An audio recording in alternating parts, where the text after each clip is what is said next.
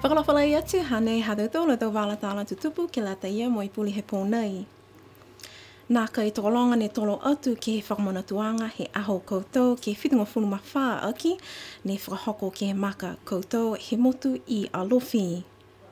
Pisina ia, tu mau da mga whawa mata kou koutou RSA, tau li lifu mai he whakatuwhono pi hea whoki e moi tau li lifu komisina tokolunga, ha New Zealand mo Australia ke whakile lifu, mo I whakamanatu e aho mahuinga, ne toka ai he tase au ne mga fulu, fuata Niue kai o atu ke tau whakamua he lalolangi.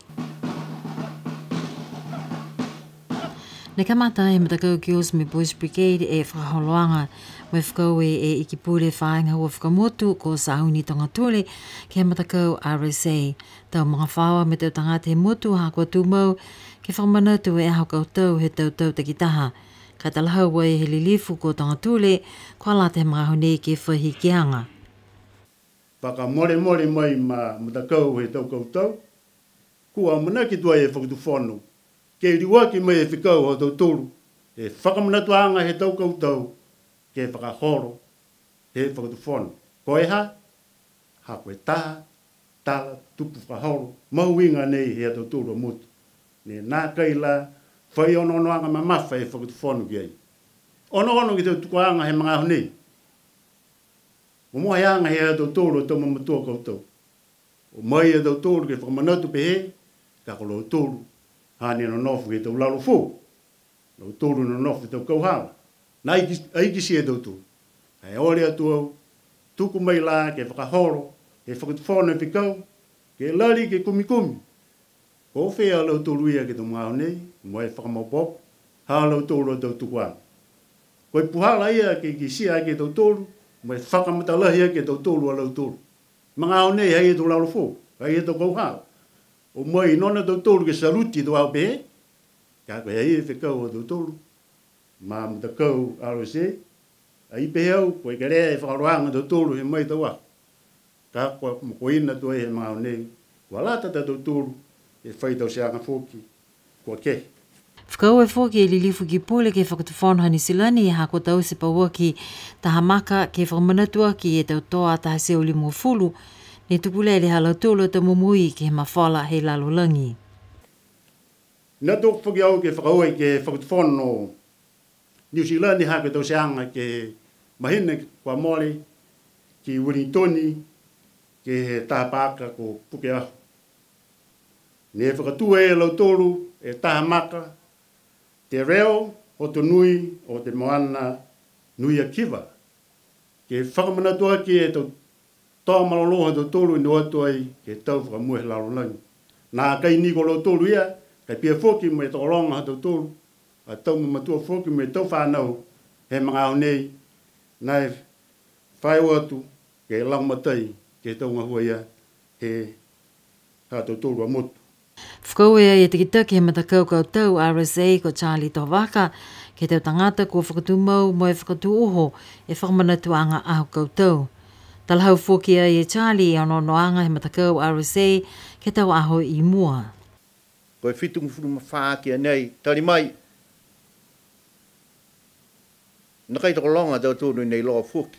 Koe whakamanatuanga whakamua ne tau sei ke maanga ko mutolau. Totou ai, koe whakamanatuanga whakamua haia, si mui mai ai a tau tūru ki lunga he whanua nei. Ko mena hia ma Niue. Tau mga whawa ke ha tau tōru kua na nofai. Ke tuku atu e tau manatu whakawela he maki. Ke a tau tōru osi, kua mai ke a tau tōru ki whakalilifu mo e whakatū mau. E whakalilifu anei ke lata mo he tau tōru. A tau tupuna, tau toa laka leka he tau tōru a waha. I ki pure he whahi whakamotu, ne kua matua mo tōru ki ai. Whakawelahi ki hao a tau talahauanga. Nofo whoki e loto nei, mai mana manatu, mai ono mamau ki mua whoki. Hako toko whiha tuai a tau tūru. Toko whihe motu. Toko whihe tau tangata.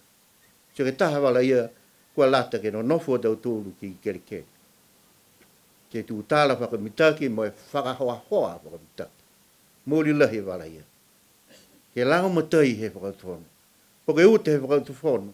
Ka pare tū mau ha mau tōla tau lotu mai ki pure tau pongi behe. Tau waha tapu me mahina nei. Mua hatu ki mau tōru e komisi. Haka mana nofo mau tōru ai whai mena. Whono ngai ana mau tōru e whare makesi. Ti mo le lahi hao a tau. Unga hau hana e ha mau tōru a tau. Ore atu. Kaka e. Kuhara ke tau sia. Kua moia he tau lilifu komisina hani silani mo se tāria e mahuinga he aho ke tu mau ke whakalilifu mo whakamanatu ke he tau te kitaha. Pihia mo whakawhitu ianga mita ke hani Niue mo tau motu Niue. Ne whakamolia he ka peneta e ahongo fua koe aho kioki ke lata ia mo aho e tau koutou. Los Angeles Holo, PCN News. Koe aho whaleile he whai tapu nei aho tonga fulu apilila, kua manaki ke pā e tau pepa whakakise manatu he tau tangata ke hikianga he matapatu taha ua tolu he tuhi whakawe. Ke ngao nei koe takitaki he komisi moi hana hangai ke liu ono ke tuhi whakawe haha ke he whale pui ngā ngāo COVID lata moi tau tangata whenonga mai ke motu. Ne talahau ai he rilifu ha taki whono he whono e ki pule ko hima take lesi, ko mahuinga e tau seanga nei ke lata moi tangata Niue, moi ātā ina ke whakakisi manatu ke he tuhi whakawe. Ke hoko mai atu tūru ke mga honei, nā kai la tokolonga ia ne kua tuhi mai halau tūru tau whakamatalanga hangao ke halau tūru tau purenga ke tau mena kua lati ke hiki he whakadu whakawe he tau tūru. Ka e fai lahingi ni mga hane toi ha koe hoko la tūru ke aho tūru ngufuru o te hiko e mahina nei tō whakausi mai he mga hui e tau tuhi ka tamai ke lata mai whikau nei ha tau tūru.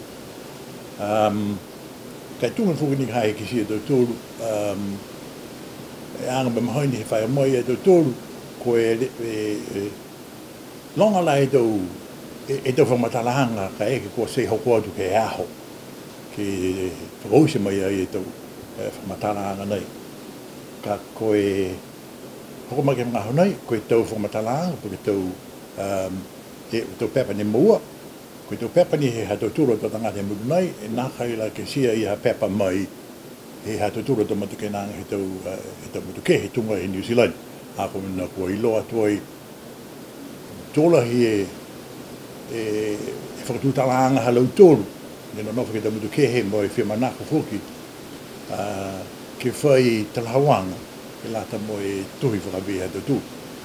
Ko whikau nei, kua lango ia e ke ua e hatau tūru atau matua e ke pūre ke tikitaki e matakau, ka karo he mga honei hai ai ke he whare telewhenonga i home office.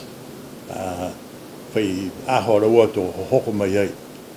Tō mai ke ia laua ia, ko li rifu ko Olaf Jacobson, pia whoki mo e ke pure motu ko Richard Hipper, ke whakatoa atu he mga huia.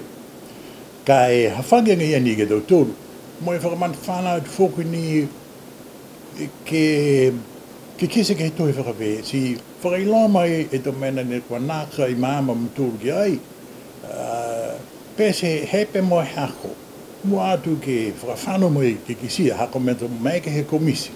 Ke haka mo whiwhiri ki ai e lau tōru e tau manatu ia. Hepe mai hako tamai ke kisia. Lauia e tau motu he lalolangi he ngao nei hako e ngangao COVID. Tōlonga e tau pisinisi kua whaosi motu hia e tau ngahua, lauia ai e tau mamui ngahua he tau tangata. Tōlonga e tau tangata he lalolangi kua tukutuku hifo e halau tōru whakaonga anga ke tau tupe maua, kai kisia ki tau whai tapua mole e mūko loa e tau tangata he motu ke ua e whai anga hau.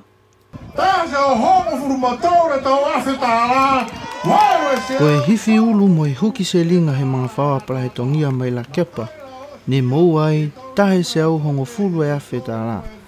Nā kai mo lea whae whai tapu, liu ai mga whawa eswa mo heilin tongia mana mai la kepa, mou a tahe se au hongo fulu matolu e tau awhi tā rā, ke uta ke he anga he tau lauru, mo e huki se linga e ala ua tau whanau. Kisia mai he tau whai anga hau ua nei, e monuina e motu, mo e muhu ko loa e tau tangata e motu. Tala hau ai e Esra, ko e tau ke ua hanei he tau se use ala ua mo e mga whawa, Ke lata mo e aholahi he tau whanau. Longa e tau pale ko kua whelau me tau mumui e o mai e puhala.